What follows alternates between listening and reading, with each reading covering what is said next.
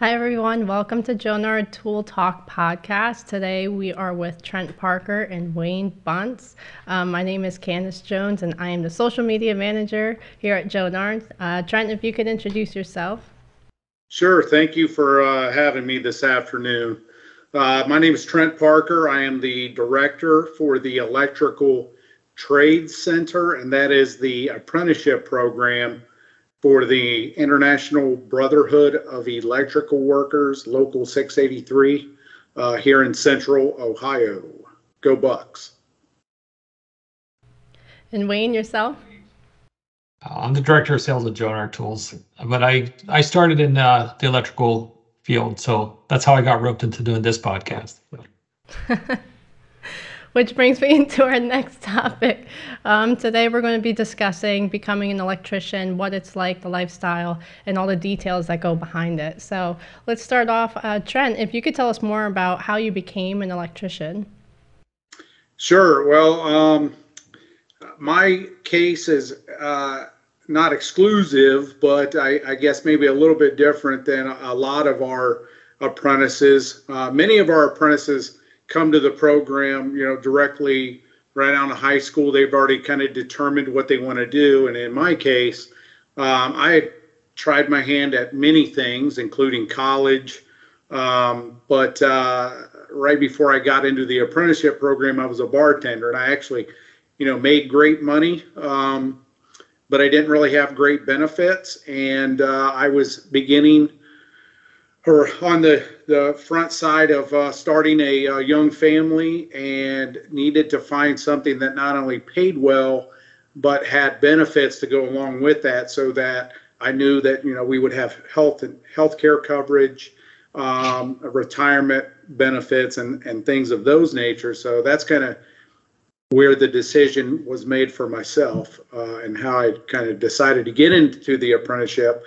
Now, I had, in one of my prior stops, done a couple things that I think led me to an electrical apprenticeship versus one of the other skilled trades. There are, of course, a whole host of skilled trades that are available.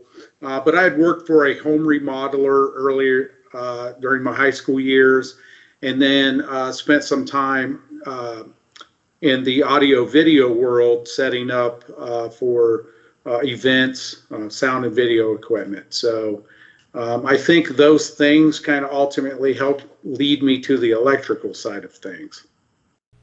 Awesome. You're like a jack of all trades, really. Yeah.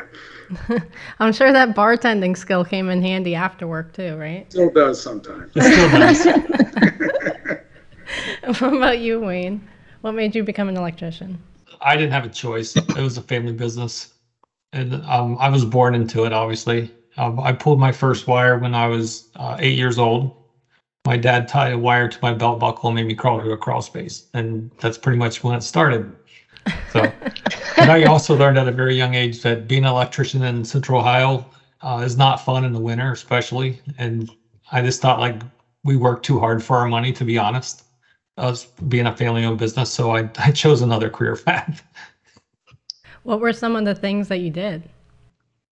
But we did mostly residential, so it was all just mostly house wiring, and we did a few apartment buildings, and then the commercial side was just businesses, like small businesses, nothing large on the scale. I think Trent's done some larger commercial stuff.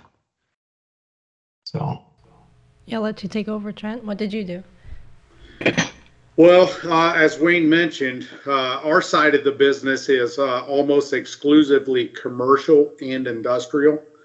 So I spent a lot of my time working at like auto manufacturing plants, foundries, which are kind of like steel mills, another way of saying that same term. Pharmaceutical plants, hospitals. We talked about my bartending skills. I spent a lot of time learning how beer was made up at Anheuser-Busch at the brewery. But one of the things, I'm kind of getting off topic a little bit, but one of the really cool things about the trade from my perspective, was being able to see how a lot of the things that we buy on a day-to-day basis, how those things are made. And so I always got a kick, whether it was at Anheuser-Busch and seeing the entire process from, when the mash is made and the beer is brewed, and then the process to get that through the beechwood aging and pasteurized and then bottled or canned. Same thing, I spent a lot of time at Honda up in Marysville, Ohio. It's just really cool to see how these things are come to life, so to speak. So that's one of the things that I enjoyed on a day-to-day basis. It's awesome. Yeah, very much intertwines for sure. And what are some things that you like the most? Well, it's funny because I was just having this conversation with a couple of our instructors yesterday. There's some inherent things that are built into doing working with your hands. And there are satisfactions that a person has on a day-to-day basis. And some of them, you don't necessarily realize that it's even happening, but obviously, that it's it's physical work, and just, kind of inherently getting a free workout, so to speak, every day that you go to work and you're climbing ladders, we're installing, heavy conduit systems, pulling large wire. And so that physicality side of thing and always being in good shape, that was one of the things that I liked. And the other is that I think like humans kind of have this I'm getting a little philosophical here, but we're designed to kind of like create things, I believe, just kind of like that's our human nature. And when you work with your hands and you're building things every day, at the end of the day, you can turn around and look and see, hey, here's this rack of conduit that I installed, or all the light fixtures that I installed, and they're burning, and they're on. So you have that kind of instant satisfaction that you can see what you've completed for the day. And so when you go home, there's kind of both the physical and the mental well-being that takes place. And I didn't even realize, especially the mental side of it, I didn't realize until I left the field to work for our apprenticeship program and started working in an office. And then, it took me some time to adjust to not having those satisfactions, because, I would leave here after spending the day in the office and would be, spent, drained. And I, would get home and I'm like, I almost, I'm like questioning, what did I even get done? Because, you're just constantly being bombarded with questions and all of these things, but you don't have that physical thing that you just built that you can just turn your shoulder or your head around and see. And I think that's, those are probably the two things that I missed the most when I left the field to work for the apprenticeship program. Awesome. So it's like more of like a sense of accomplishment almost when you get home. Yeah. Are you saying that all electricians can skip the gym now? Because I'm sure some of them would be happy to hear that. Well, absolutely not. Not all of them, but I can tell you that is part of our messaging each year when we do our orientation. I had mentioned we do a lot of commercial and industrial work, and there is a big time physical side to this. This career path has a lot to offer, and we're going to talk about a lot of these great things that it offers, wages and benefits and the skills that you kind of have for life. But we have to remind our apprentices this each year that, hey, go cancel your gym membership. You can save yourself, $30 a month or whatever it is for your gym membership, because you're now almost like a pro athlete. You're getting paid to work out every day, all day long. That's awesome. Wayne, what are your thoughts on that? I would love to hear it. I want to hear what you would love about becoming an electrician. Yeah, so yeah, I'm always one of those people that work smarter, not harder.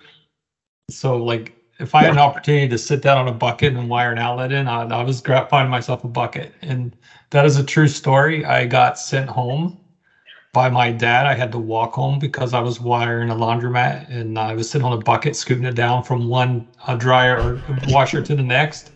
And I swear to this day, my dad sent me home because he wanted my bucket because it was the perfect height to wire up all these outlets. So yeah, and that's the thing too. Like my dad's still around and he's had both his knees replaced. His back hurts all the time. He's fallen off a lot of ladders. Being an electrician is a physical job. And like I said, it's to the point now where myself, I don't think I would be able to do it. I wouldn't be able to get up the next day if I was going to go out and wire a house today. So, and like I said, it is tough, but like I said, it is rewarding as well. So let's get into the juiciest part now. What are some things you guys didn't like about being an electrician?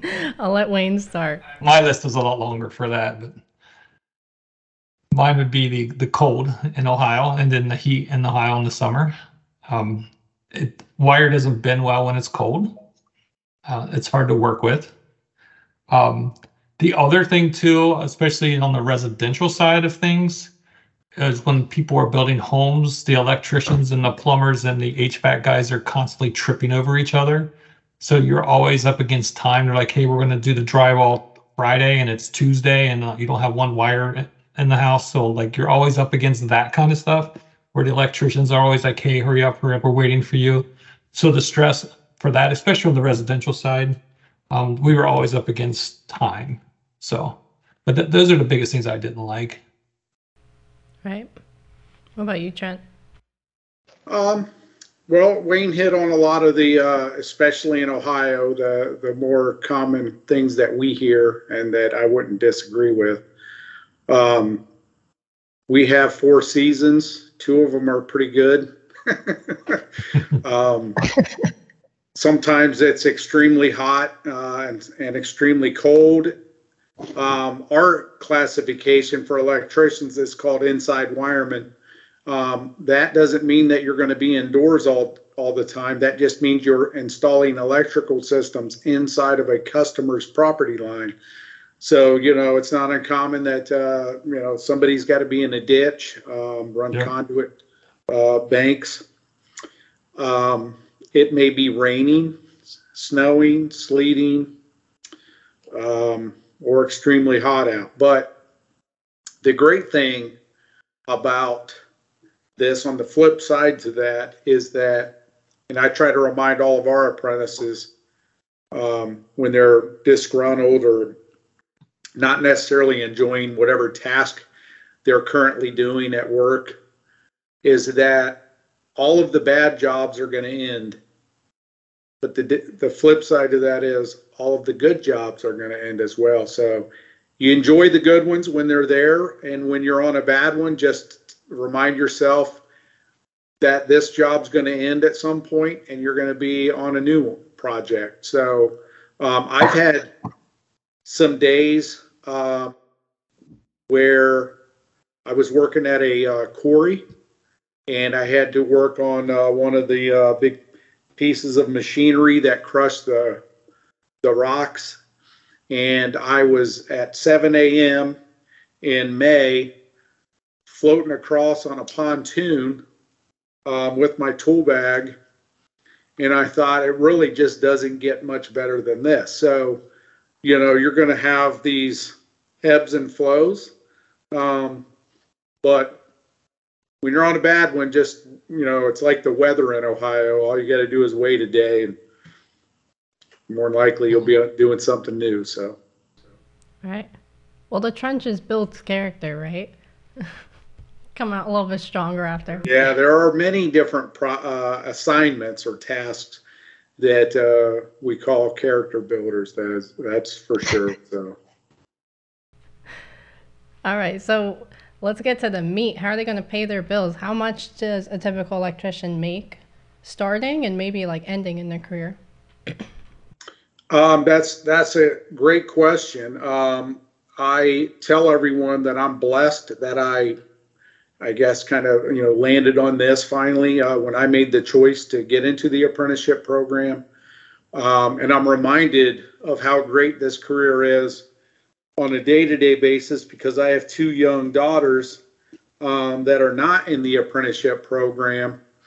I guess it seems like and there may be a couple other options as well, but there's kind of like, two paths when people are, getting ready to graduate from high school. And I think there's a major focus at the secondary schools to kind of encourage people to go the college route. And that's a great pathway. There's obviously great careers that people have that come from that path. But there are probably more than, I believe the last time I checked, more than 60% of those individuals that go to college never graduate. And they are probably, the last time I checked, I don't know if this is today's figures, but you're probably on average, those people, whether they completed or not, have accumulated $40,000 worth of debt. So that's before they've even found their actual career in most cases. That's just through, degree completion, or they didn't make it to the end. The apprenticeships, most apprenticeships, the way they're inherently designed, true apprenticeships should include two things. One is on-the-job training, and then related technical instruction, which is why our building here exists, for instance. So the apprentice is doing two things. They're going to work. That's where they're provided their on-the-job training, and they should be, if it's a good apprenticeship program, they should be earning a wage and hopefully some benefits to go along with that while they're receiving that. And then simultaneously, in some fashion, whether it's during the day as well or at night, they're receiving their related technical instruction. So this is a model that we call earn while you learn. So, in both models, a person is, learning some new skills and knowledge to hopefully advance their whatever career goals are. But ours is the earn while they learn. So, we talked about kind of the college thing and the typical debt amounts and stuff. I ran our numbers today just because I hadn't done it in a little while, and I was actually kind of pleasantly surprised that apparently it's been quite a few years since I've looked at this. A person that completes our program in 4 years is going to earn $332,000 in wages and benefits. And there's no cost other than the purchase of textbooks, like in our case. Now, there's a lot of different models. There are a lot of different apprenticeship programs across the United States. I'm just kind of talking about our program, but they're all going to be, I would imagine, similar to that. It may not be those exact numbers. If you're in New York or Los Angeles, the odds are that apprentice is going to earn even more, kind of based on the cost of living factors, kind of around the United States. But significantly different model than the college route. And again, I have two daughters that both went to college, so I know all about college debt and all of those things, and the no guarantee where your job's going to come from, all that. So it's a heck of a career, that you can have access immediately to living wages and benefits. Our apprenticeship program not only has retirement benefits, but it includes, healthcare coverage and the whole bit. That's all in addition to what the person's making on their check. Right. Well, geez, maybe I went into the wrong career. I'm just kidding. I am not a physical person. What about you, Wayne? What was it like for you? So my experience was totally different because, like I said, I worked for a family business. Yeah, so I don't even remember how much I was making an hour back in the 80s and 90s. I guess I just kind of told my age there. But like I said, it was totally different. And the other thing too is I was non-union, which Trent was union, which is two different pay scales, honestly. But we did a lot of HUD stuff that had to do with the government. So our wages were capped usually. So and honestly, I do not remember those numbers. Could I take care of my family? Yes. I was young. Like I said, I didn't do the apprenticeships. I learned on the job. Like I said, my brother and I, my cousins, my uncles, we all worked for my dad's company, and we all trained each other basically. So we had on the job training. Learn as you go. That's how it was. So no, but like I said, it was totally different. And I think honestly, most non-union electrical companies, and Trey, you might be able to, you know more about this than I do. I think most of them do on the job training. I know some of the kids come out of high school are going to apprenticeships other than the union stuff too, but there are learning on the job, especially for electricians. It's hard to sit in a classroom and learn how to be an electrician. You need to know the terminology, the codes, and all that stuff. But to physically do it, you need to be out there touching the wire and doing it. So I know my dad, when he was 75, his last job was actually teaching young electricians how to wire. And I think that's pretty much ended his career because he couldn't handle the young guys coming up asking him all the questions that he thought were common sense questions. So he decided that this is it, I'm done. I just want to wire and get done. So yeah, so I think the industry has changed a lot. The other thing too is we only did electrical, and trainer, you guys are training on other things. You're not just pulling electrical wire. You guys are doing low voltage and some fiber stuff too. So the industry's changed a lot. As I said, I only did electrical stuff. We pulled low voltage when someone else wouldn't do it, but we weren't the first choice company to pull low voltage. And that's kind of the joke in the industry is, oh, the electrician pulled your low voltage. Good luck with that. So yeah, but that's the difference.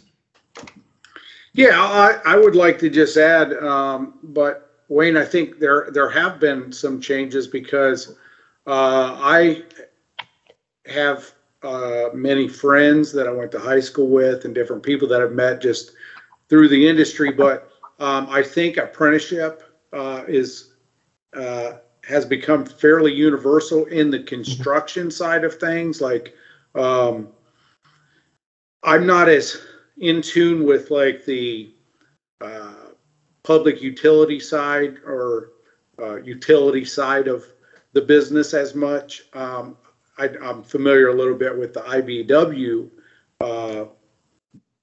side of that part of the biz, but whether it's union or non-union, I know in Central Ohio, most of the contractors, irregardless if you're an open shop or not, they're offering apprenticeship programs, which include, and listen, the on-the-job training is the biggest portion of apprenticeship because, like in our case, that is 8,000 hours for someone to complete the inside wireman program compared to 962 hours of classroom training. So, there's a big gap between those, but we're seeing that across the board in today's day and age. And, and part of that might be your familiarity with the residential side. That I'm not as familiar with. I would imagine there's not as big of a need for like a true apprenticeship program that includes classroom training, at the residential level. You could make an argument that they could still probably, benefit from some of that, but I would imagine the residential side maybe a little bit less. But commercial and industrial contractors, I think they're all doing apprenticeship programs. So I think that's for two reasons. One is the voltage, the difference in the voltage. And you're not running a lot of conduit in residential. Sure. And that is I don't know how to say this. Not everyone can run conduit. An art. It's yes. I've seen some really bad conduit, and it's like I said, and if you ever tried to fish a wire through a conduit ran not proper, it's terrible. So like I said, there's a whole nother art, and I never learned the art of conduit. I could do a 90. That's about it. Well, our next question is, Trent, what is the most common Audi that your apprentices drive? I'm just kidding. I'm just kidding. What did you say? I don't know. She kind of broke up when she started laughing. I missed it myself. I'm sorry, I couldn't keep it straight. I'm sorry. I try and keep a poker face as much as I can. I said, what's the most common Audi your apprentices drive? But I'm only messing around because of the salary. So, what is the typical day for your guys in the field? What's it look like? Well, in most cases, they're going to hit a job site at somewhere between 6 and 7 a.m. There are a variety of different types of projects. We have some mega projects going on in our area right now, some large data centers.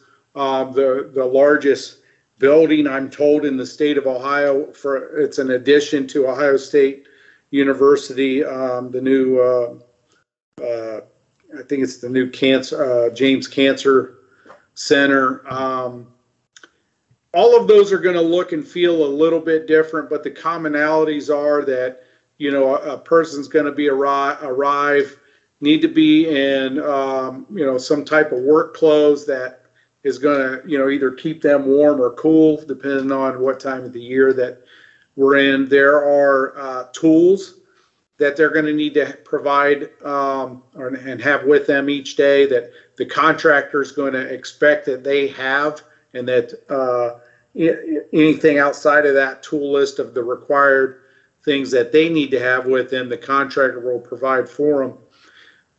And then some things that would kind of, I guess, determine like what exactly is this person doing.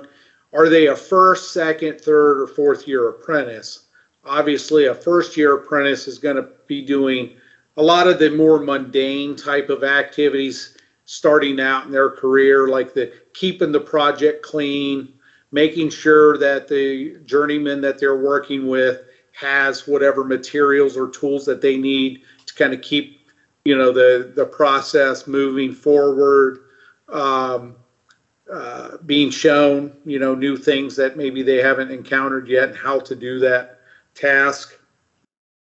And then as an apprentice kind of transitions, there will begin to be a little bit of a flip. So now, like, they might still be working with a journeyman, but a fourth year might be kind of calling the shots, but with the journeyman there to make sure that what they think they need to do next is accurate.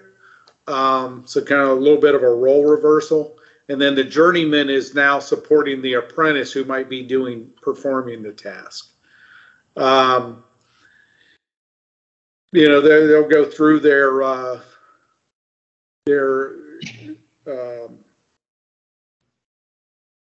day. They're going to need to keep track of all their training hours, the different tasks that they worked on, because all those things are important when we're looking at an apprentice's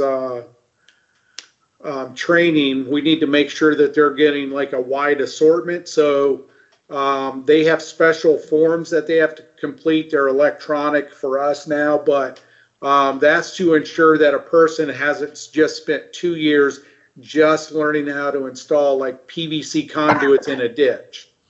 So we only want them to spend, certain amounts of times on each types of activities. And everyone's experience is going to be a little bit different and unique because there's just no way to, my experience versus an apprentice that was in my same class was going to be a little bit different. But there should be some commonalities, and we do try to make sure that they're getting a well-rounded education at the end of the day.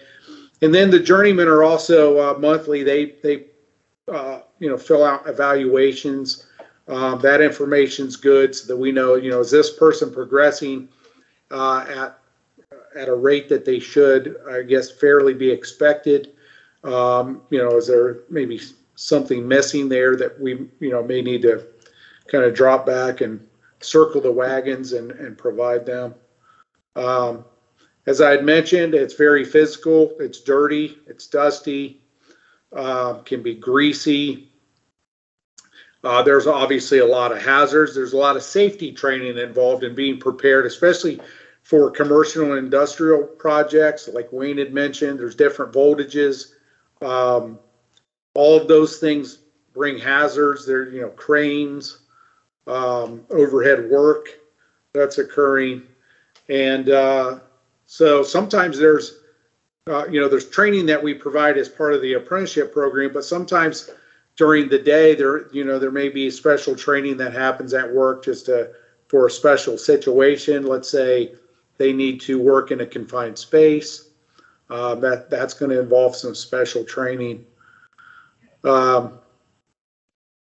Hopefully that kind of painted the picture.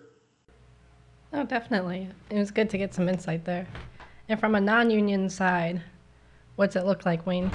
Yeah, so I think it's not the non-union, but it's the type of work we were doing. Like most of the stuff we were doing was wiring houses, and there's blueprints that you have to obviously know how to read blueprints. But most of the thing is having the right equipment, having the right tools, having all your supplies for when the guys show up in the day. And that's kind of like when I stopped being an electrician, that's where I was. I was running a lot of the jobs. I was just making sure everyone was where they're supposed to be. Everyone had their what they were doing lined out for the day. But like I said, that was the biggest thing, because being an electrician, I think we're going to touch on this later, like what you accomplish, or what the goals are. Like what you end up doing is it teaches you life skills, teaches you organizational skills. The other thing too is I know how houses are built from the studs up, because you have to pull wire around all the wood. And a lot of people, just the common sense stuff that I think is common sense, it's not, because I've actually been inside a house when it's, being framed. So that's a lot of it. Like I said, I think that what people can get from being an electrician is the satisfaction of knowledge and life skills. So it's not just sitting in front of a computer all day. It's actually working, using your brain, solving problems. So, and I did want to touch on that. That was one of my favorite things about being an electrician, is we did a lot of rehab work where the government would come in, and HUD housing, that's mean they're funding the housing, they're funding the projects. We had to bring everything up to code. So a lot of times if houses or apartments were built in the early 1930s, 40s, and 50s, 60s, and maybe 70s, they didn't have smoke detectors, for example. So we were running wire in pre-existing rooms to put smoke detectors in. And fishing the wire through a wall that has studs and who knows, plasterboard, insulation, it's an art. And I was fortunate enough to have a really good teacher. My dad was one of the, and still is probably one of the best people I've ever seen to be able to fish a wire through a ceiling. And that's what I love working at Jonard, is we've come out with different products of actually helping people. And that's always, if anyone never talks to you, that my passion is to make everyone's job easier. Design products that make pulling wire easier, faster, safer. So that's kind of my perspective. Like I don't think I really answered your question, like what we did of a typical day, but it was basically making sure everyone was there, wiring everything properly, getting done with the job safely. So. No, and it was great to get some feedback about what you learned as an electrician and how it benefited you in your life. So Trent, could you also follow up with some things that you learned and how it helped? Well, yeah, and I'd like to even add, I guess, that getting into an apprenticeship for many, not all, some decide this is it for me, because it is and can be that great of a career with it, just outstanding wages and benefits. But sometimes that still doesn't satisfy that, drive. It's like, okay, I checked that box off, but now 4 or 5 years later, somebody may want to, try to take the next step and do something different. But there are a whole host of opportunities that somebody that gets into the electrical construction industry can now pursue other career paths and kind of continue moving up the career ladder, if you will. So many of our former apprentices, they move on, they become foremen, then they become general foremen, they become superintendents for the contractors, estimators, projects supervisors, inspectors for cities and local townships, instructors at apprenticeship programs. Many of our instructors are former apprentices. Some of them even go on to own their own contracting businesses.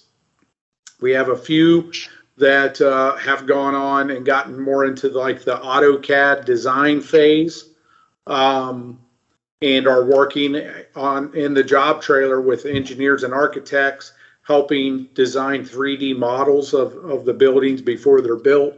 So there's a whole host of things that this can prepare someone that maybe they don't want this to be the final destination, if you will, but it gives them, enough of a base understanding of how all of the construction side of things works that they can then use that to kind of move on in life. And again, we have a whole, probably more than 50% that this is their final destination, because it is that great of a career, but it doesn't have to be. And there are a lot of other career opportunities that you can use this to kind of leapfrog into. Right. So you learn a lot of skills that could take you where you want to go. That's great. Do you have anything that you wish you knew before you became an electrician? I'll let you start, Wayne. I didn't have a choice. I don't have any regrets. Like I said, it was good life skills for me. Like I said, my regret is how many times I got fired from my dad's company and had to go back the next day after he got in trouble for firing me when he got home. So, but it was, like I said, I knew at an early age that I did not want to do that for the rest of my life because I saw how it affected my dad. So, like I said, he just, and it could have been the time too, guys, because a lot of people, the economy was tough in the 80s and the 90s. So it was harder to make a living back then. So like I said, it was, and I think that's what steered me to another career field. But like I said, it's a hard work. It's a hard job, especially what we were doing. So. All right. What about you, Trent? Well, I was fortunate, and I'm still going to be able to answer your question, but I was pretty fortunate when I got into the program. I had mentioned earlier that I did not do this directly out of high school. Had I done this when I had just gotten out of high school, I'm confident in stating that I would have gotten kicked out of the program. Now, I say that because I know why many of our apprentices that enter the program are not successful. And we have a very high completion rate. We usually kind of are somewhere between like a high 80 to low 90 completion rate.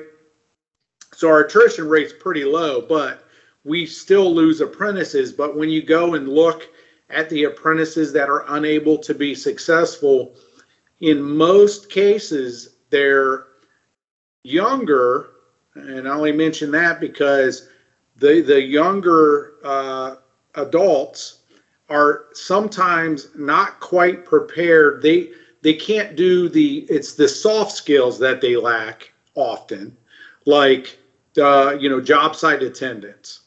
That is one that kills a lot of our hopeful apprentices.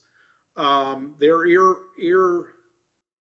ill prepared because an apprentice has all the great wages and benefits associated with apprenticeship come with responsibility. So, for instance, there's monthly work reports that they have to complete. They have to go to class, and in some cases, our first and second years attend class during the day, 1 day a week, every other week.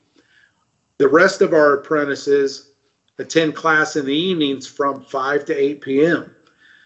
And it's tough. You've been at work all day, especially in the winter, and it's cold outside. And then you come into the building at 5, and you have to try to stay awake and pay attention. And you're in this warm building, and you've been cold all day.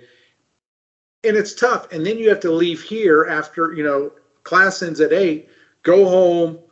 That drive could be anywhere from a half hour to more than an hour, depending on where they live. Eat, do your homework, go to bed, and start it all over again.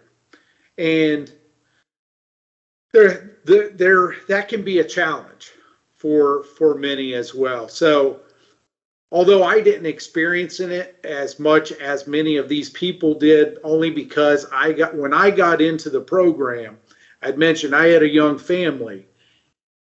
I had more reason to stay motivated, like a wife that was going to kick me out of the bed every morning and say, you better go to work, than some of the younger apprentices do. So I think, I had a built-in advantage. But that's the thing that I see the most often, that I try to, and I wish I could do it for them, but unfortunately that's just not possible. But those are the things I think that trip many of our new apprentices up. Right. I'm sure they eventually come back once they find that motivation with the attendance. So many of them do, yes. So some of them just need to season a little bit. Are there any regrets that you guys have from being an electrician? No. No, it prepared me for what I'm doing now. So, Candace, I don't have any regrets, and I'm going to kind of completely change subjects, but I do have some maybe fun facts about apprenticeships and electrical apprentices and stuff like that I don't know if you're aware of or not, but and I shared some of these with Jose when we met with him a couple weeks ago, but I don't want to insult your intelligence about apprenticeship, but apprenticeship is unique. It is the world's oldest form of workforce development. Did you know that? No, I didn't. That's interesting. So in fact, it dates back to Mesopotamia. And so we're talking thousands of years ago. This was the model for workforce development. Now, if you, and I shared this with Jose, but if you Google Mesopotamian apprenticeship, depending on which website you read or which professor, one of the earliest apprenticeship programs was beer making, which I thought also just a fun fact because I love beer. So I thought this was just kind of one that, I'll never forget. So I put that in my pocket. But so apprenticeship's been around for a long, long time. It probably started really gaining a lot more popularity during the medieval times. You may have heard like guilds, that term, like the Screen Actors Guild, for instance. So apprentices would often, so you may hear the term indenture sometimes. So and that's still used. So our apprentices here at the Electrical Trade Center, technically they're indentured, and this is all documented with the Department of Labor. But these indentures were these contracts that were formed between the master craftsman and the apprentice's family generally, and they were on a piece of paper that would tear apart. It could only be matched up with this other piece of paper. Like you would never be able to reproduce it again because it was like jagged. And then sometimes, depending on the indenture, there may be a third part of the paper that was ripped off that would stay on file with the court system. But these apprentices, in most cases, way back in the day, and this was even in early America, they would often work for free just for room and board and some food. And they would spend 7 to 10 years learning from the master craftsman. And then when they got to the point where they felt confident that they were now a master craftsman, they would take their masterpiece and take it to the guild or to the master craftsman and present it to them. and then they would make a determination on whether or not this person too was a master craftsman. Now, then we get into early America. Do you know who one of the most famous American revolutionists was that was an apprentice? No. I'm pretty good at American history too. So I was going to say Luke Skywalker. What happened? Ben Franklin. Ben Franklin was an apprentice himself. Oh, I had no idea. Do you have any idea what trade that Ben Franklin was involved with? I'm assuming electrical. Well, that's a great guess because we are all familiar that Ben Franklin did the kite string thing. He was a printer. He was a printer back in the day, yeah. Huh. So just fun facts. Now, here's another one for you. The most famous former electrical apprentice ever, famous musician. Guess. Oh. Is it rock? Is that a rock band? Is that a new pop star? It's a single person. I'm not good at that. What do you got, Wayne? Tesla. Tesla wasn't a singer. I know, but that was my guess in the First Apprentice, though. I don't know, like Gene Simmons. Elvis Presley was an electrical apprentice. Did you know that? I did not know that. Yeah. Huh. The most famous electrical apprentice of all time. I just saw that movie. They left that part out, Trent. Yeah, they did. They skipped right over his electrical apprenticeship. I would have never, ever got that. Well, I've been sitting here for years. Like, especially if he worked for my dad, he's like sitting there wearing gloves or something, or we're sitting on a bucket and he gets sent home from the day. He's like, fine, I'm going to go be a magician. Yeah. So any advice that you guys would give a person trying to pursue their career as an electrician? Yeah, I'll jump in first. So if the person is still in high school, they may want to explore through either, depending on the state, there may be a vocational school or a career tech school. In Ohio, they're called career tech schools that offer electrical construction training. That would give someone a leg up upon completion of that. In fact, like we have relationships with our career tech schools that offer electrical construction training, and those students, if successful there, get advanced placement into the apprenticeship program. But irregardless, if you're someone that's switching careers or whatever it may be, math, and we're not talking like calculus or anything like that, but being able to work with fractions and decimals and kind of having the ability to convert between the two is very important, at least for our apprentices and the things that they're required to do with conduit bending, reading tape measures, manipulating what I'll call like trade math. That is a big one. So if that's something that's an area of weakness, that would be something that I would encourage somebody to try to get some help with or some better understanding of. There are union and non-union, there are hosts of apprenticeship programs available. Not all of the work situations are the same throughout the country, but the United States as a whole, Ohio is a hotbed right now of construction projects. So there really shouldn't be a reason why somebody couldn't find an apprenticeship program that's looking for applicants. It may require someone to relocate depending on where they live. But those would be the things that I would start with. Most states should have, on the state government website, they should have a place that someone could go to pursue information about all things apprenticeship, including electrical construction.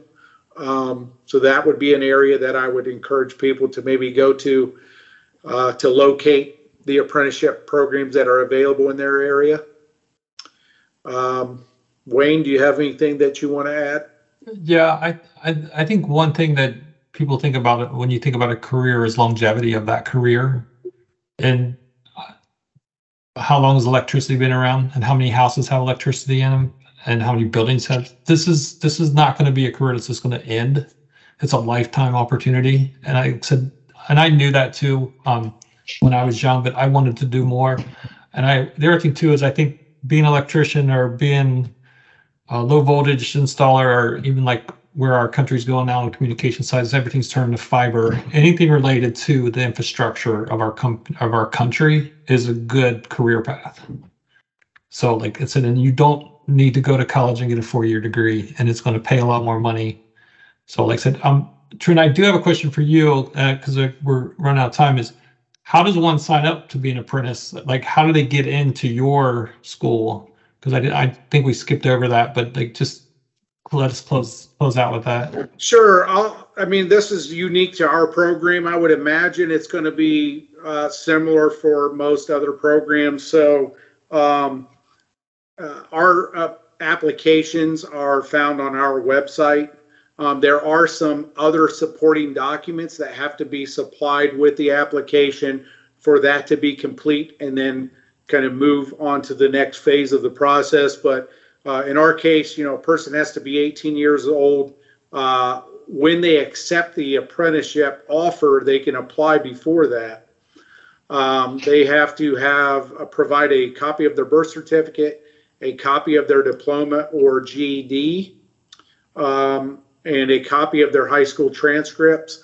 Post-secondary transcripts are great, but that's not a requirement. But if someone has college credits, they're certainly we would love to get a copy of those. But so that's step one. And then in our case, there is a math assessment that takes place after all of those things are received. There is a minimum qualifying score that someone has to achieve on that in order to qualify. And then it kind of goes into the next step with interviews, and then offers are made. And we've changed. So back when I applied, you could only apply one time a year, and then they made offers one time a year. We do it on demand now, and have for probably maybe 15 years now, maybe more. So when we get calls from contractors for new apprentices, we're making offers on demand to fill that need. So with that, we accept applications year round, 24/7, 365, and then we make offers kind of on demand throughout the year. So I had a gentleman here yesterday that just started with us. So. Oh, awesome. Congrats to him. That's great. So you want to list the website? Go ahead. Yeah, it's electricaltrades.org. Awesome. Well, I think that's the end of all my questions. It's such a pleasure having you guys on. Thank you so much for the background about becoming an electrician, the meat of it, like how much you make, what's a typical day, advice for the guys that just want to get in. And no, it was great talking to you. Thank you so much. It was great. I agree. Thank you very much for inviting me to be a part of this. It is exciting times. I know it's, especially here in Central Ohio. They're trying to peer into the crystal ball as far as I guess that we can. There is no end in sight. So this is just an outstanding time for people that are looking for these careers. But just to add to what Wayne said, these are careers that aren't going to go away. The things that are electrified now that weren't 10 years ago, it just exponentially changes. These are jobs that aren't going to get outsourced. Unfortunately, we can't pack the building up and ship it overseas to have it wired up and shipped back. So I guess I shouldn't say unfortunately. Fortunately, we can. So, these jobs aren't going away. But it is exciting. I'm excited for all of the young people that are pursuing these careers, or somebody that's looking to change careers. Maybe their job went by the wayside or whatever. So definitely awesome. Again, thanks for having me. Happy holidays, and we will hopefully all talk again. Yes, absolutely. Happy holidays, everybody. All right, everyone, thank you so much for tuning in. Don't forget to like, follow, and subscribe to Jonar Tools. It's just at Jonar Tools, nothing too fancy. All right, guys, see you in the next episode.